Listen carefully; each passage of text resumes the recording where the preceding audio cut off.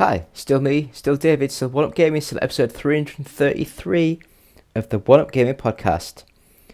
333? No, I'm lying. It's 335. I really should realise what I'm doing half the time, but I don't. I don't really pay attention. So we'll go with this week's news. So if I can get this to load. So this week's news, we'll start off with Dead Space remake is too scary for its own technical director. I don't believe this for a second. It's the same as when movies come out and the characters and the actors like, oh, it was so scary. No, you know exactly it's a movie. You know exactly the stunts. You know exactly this, that, the other. So I just think it's a lot of marketing spiel. So basically it says that he struggles to play the game outside of daylight hours because he finds it too scary. Like, no, you don't. You're just trying to hype up the game. When I'm playing it at night, I can't play it with headphones. He confessed it's just too effing scary. Just the amount of realism and, again, atmosphere. Not just visually. It's the way we handle sound, ambience, effects, having systems that try and spook you. So yeah, I don't know. I just think that a lot of these things, the developers are trying to really push for the fact that, oh, look at this, it's amazing, it's so scary. But yeah, let us know what you think. If you looking at this new Dead Space game, see what you think of the game, and if you'll be buying it on release. So next up, Mass Effect writer Mark Walters leaves BioWare after nearly 2 decades. So it was the lead writer on Mass Effect 2 and 3 and the production director of Dragon Age Dreadwolf. Oh, do apologise, that was a scratchy and it hit my microphone. So Mark Walters, the lead writer on Mass Effect 2 and 3, production director on Dragon Age Dreadwolf, who's been with the company for nearly 2 decades, officially left the company. With a new year comes new adventures. He took to LinkedIn to share the news, described how these past 19 years have been a true life-changing experience and that the choice to leave was very tough.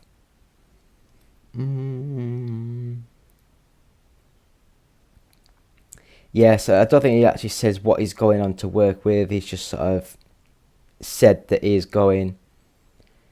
In an all-new cinematic trailer, however, that sets the stage for the upcoming RPG. He said career break and personal goal pursuit. After all that's done, the world of video games is safe to deserve it. Blah blah blah blah. Yeah. So, what do you guys think? Do you think he's being hired by another company, or do you just think that it's just a coincidence? That is left. Do you reckon that the work's done on the new Dragon Age game and he's moved on now? But yeah, leave comments. Next up, WWE 2K23 arrives in March with John Cena on the cover. WWE 2K23 official launches on March 17th. John Cena on the cover of all 3 editions. Available on PlayStation 4, 5, Xbox One, Series X, Series S, PC. Oh, so it's not on the Switch. WWE 2K23 will celebrate Cena's 20th anniversary as a wrestling superstar by featuring him on all 3 covers. Standard edition, $60, arrives in March 17th. The digital edition, deluxe edition, $100, and the Icon edition, $120. They launch early on March 14th. A cross-gen edition of the game will also be available for $70 on March 17th, which comes with both previous and current gen versions. That's not too bad. That's not too bad at all. So you're paying $10 extra. Promise several franchise advancements. A refreshed 2K Showcase mode lets you revisit most of the iconic matches, commentary from the man himself. That's pretty cool. Official War Games mode lets players engage in intense 3v3 and 4v4 matches. That could be cool. Anyway, I don't know if they've actually launched or announced that much about the game, which is always skeptical from me. but we'll see how they do things. So, what do you guys think? Do you think that John Cena deserves this 20th anniversary sort of set, or is it just a little bit fan service? Let us know in the comments. So, next up, Marvel's Avengers to be delisted in September as development comes to an end. Crystal Dynamics is ending support for a struggling live service game. It says struggling, but I still think it did alright. A little more than 2 years after its original release, Crystal Dynamics is preparing to end active development on Marvel's Avengers, a decision it says it undertook in conjunction with our partners. According to a blog, we will discontinue on September 30th, after which digital purchase will no longer be available. All solo content will continue to be playable after support ends, and multiplayer will also remain available. Does not plan to release any new stories, features or heroes, making update 2.7, which added the Winter Soldier and the Cloning Lab a mega level threat. No idea. The final content released for the Avengers. Spider-Man will remain a PlayStation exclusive. The final balance update will be update 2.8, which will be released March 31st. Afterward, Crystal Dynamics says it will turn off the cosmetics marketplace, and credits will no longer be purchasable. Credit balances will be converted into in-game resources for all cosmetics made available for free. I don't know. What do you guys think? Do you think that Crystal Dynamics has ended it too early? Do you just think that it just didn't work how they wanted it? I'm never a big fan of these live service sort of games, but what can you do? That's where we are going now. So next up we have Obsidian CEO. I'd love to make another Fallout before I retire. Obsidian CEO Fergus Urquest said he'd love to create another Fallout game before he retires. In an interview, he was asked whether a new Fallout game would be possible under Obsidian, who developed Fallout New Vegas. I would love to make another one before I retire. I don't know when that is. I don't have a date of my retirement. It's funny you say I'm already 52 or only 52. It's one of those two depending on the day. My hope is that'll happen, but I'll have to wait and see.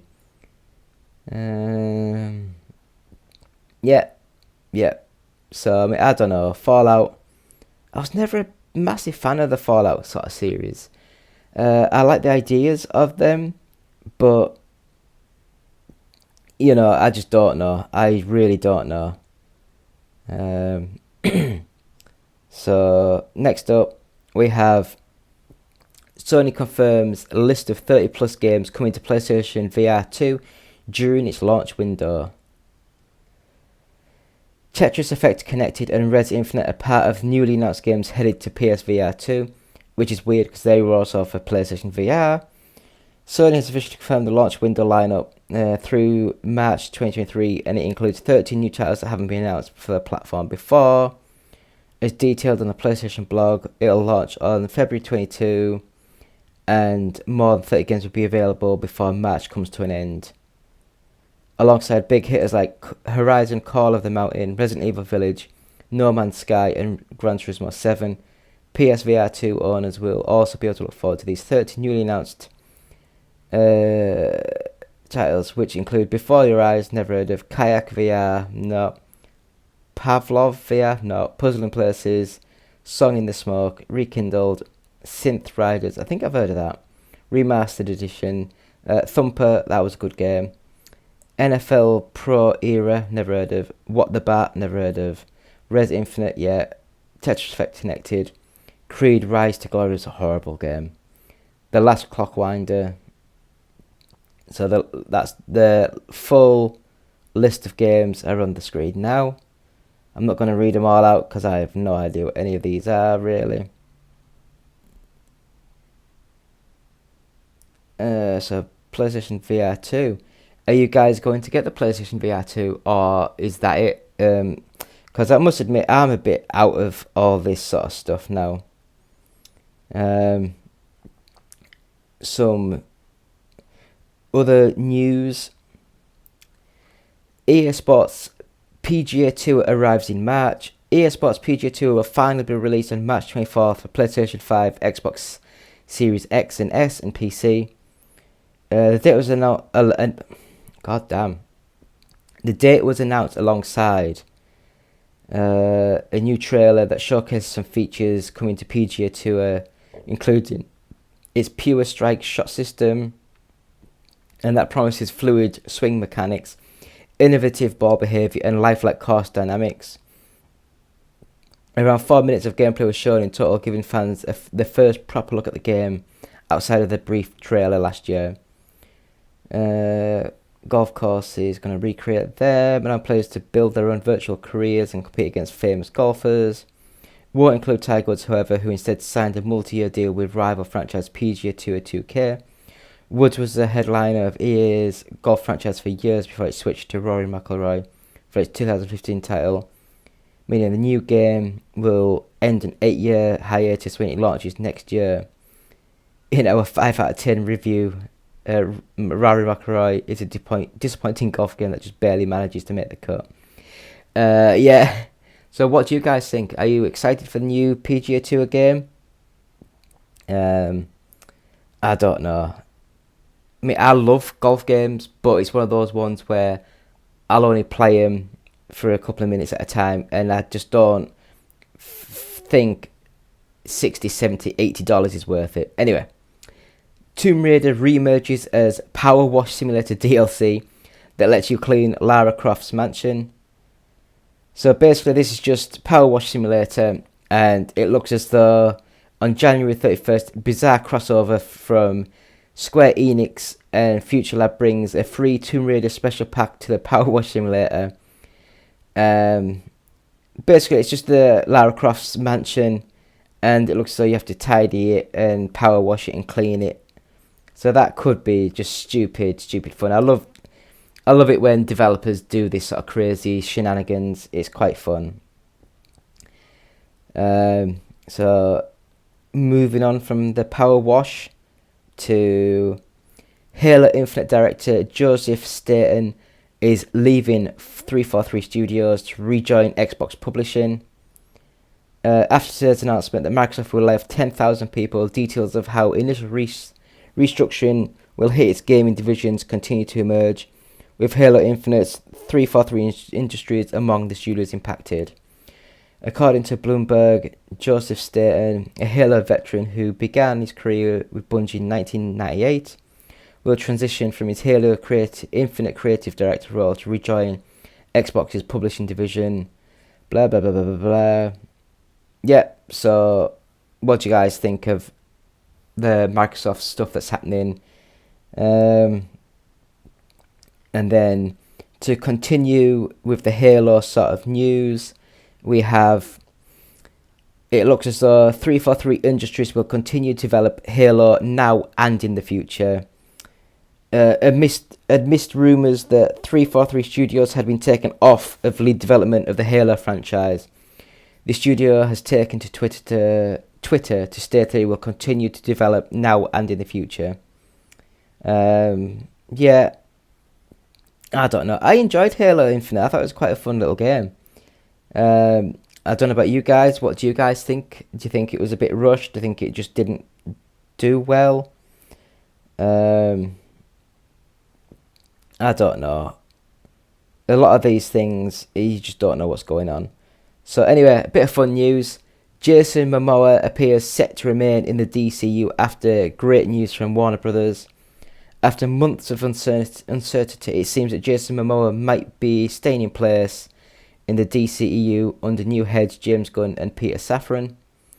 In a recent video posted on Instagram, the actor was in lively spirits after a meeting with Warner Bros. And DC executives, promising that he had some really good news to share soon. He then continued to profusely thank Gunn and Safran, as well as Warner Bros. Discovery CEO, blah, blah, blah, blah, blah. Yeah. I mean, I can't remember what the Aquaman, yeah. I just didn't like the Aquaman sort of movies. I thought they looked a bit bland. But I guess they're sold enough and he has enough presence to be able to carry the role forward, keep it going. But yeah, so what do you guys think of the DCU? So we'll go with the next bit of news, which is Tron. Is it Ares? I've never heard of it. I don't know. Tron Ares moves forward at Disney with Jared Leto, Joaquin Ronin in talks to direct. I have no idea who he is. The third film in the Tron franchise is set to move forward at Disney with Jared Leto as its star.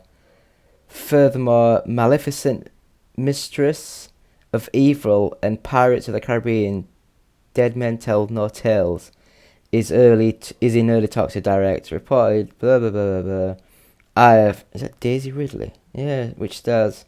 Oh no, is that? I don't know. Anyway, Tron, the third one. What do you guys think? I don't know. Everyone seems to hate Jared Leto. So next bit of news that we have got is... Oh, he knows. Jeremy Renner shares an update on his recovery and reveals he broke over 30 bones. Jeremy Renner provides an update on his recovery and has revealed that the snowplow accident he was involved in left him with over 30 broken bones. Renner took to Twitter to share the update, and he included an image of himself at home in a hospital bed. He took the time to thank all those who have sent him messages. Yeah, so... Yeah. I don't know. It's a strange one. It is a really, really strange one, that. And then the last bit of news that I have got was a crazy, crazy one. It looks as though Alec Baldwin to be charged with involuntary manslaughter over Rust shooting. So actor Alec Baldwin will be charged with that killed.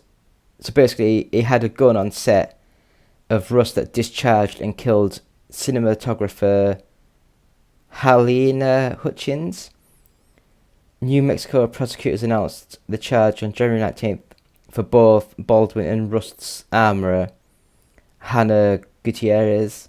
First assistant director David Halls, who handed Baldwin the gun, will plead guilty to negligent use of a deadly weapon. If any one of those three people had done their job, Helena Hutchins would be alive today. It's that simple, said a special. The evidence clearly shows a pattern of criminal disregard for safety on the Rust film set. There's no room for film sets that don't take our state community or gun safety seriously. Yeah, so that's just crazy, absolutely crazy. What do you guys think of that? So that is the news. We will do the top 40 games now. So we will do the top 40 games. I have to try and load it up there. No, there we go. Right. So, let's go. Number 40, Gran Turismo 7, The Quarry, Nickelodeon Kart Racers, Bravely Default 2, Lego Harry Potter Collection. Number 35, Super Mario Party, 34, Ring Fit Adventure, Super Smash Bros. Ultimate, The Last of Us Remastered, Red Dead Redemption 2. Number 30, Luigi's Mansion 3, Just Dance 2020, Kirby and Forgotten Land, The Legend of Zelda Skyward Sword HD, PGA Tour 2K23, number 25, Battlefield 2042, Super Mario 3D World plus Bowser's Fury, Pokemon Legends Arceus, Grand Theft Auto, The Trilogy, The Definitive Edition, NBA 2K23, number 20, The Last of Us Part 1, Super Mario Odyssey, The Legend of Zelda Breath of the Wild, Just Dance 2023, The Callisto Protocol, number 15, New Super Mario Bros. U Deluxe, Splatoon 3, Mario Party Superstars, Mario plus Rabbids Kingdom Battle, Grand Theft Auto 5, number 10, Pokemon Scarlet, number 9, Animal Crossing New Horizons, number 8, Minecraft, number 7, Nintendo Switch Sports. Number 6, Pokemon Violet. Number 5, Call of Duty Modern Warfare 2. Number 4, Mario Kart 8 Deluxe. Number 3, God of War Ragnarok. Number 2, FIFA 23. And at number 1, Fire Emblem Engage. And that is thanks to Games Press and the GFK Entertainment Software charts, all formats. So thank you to them. And that, my friends, is episode 335 of the One Up Gaming Podcast.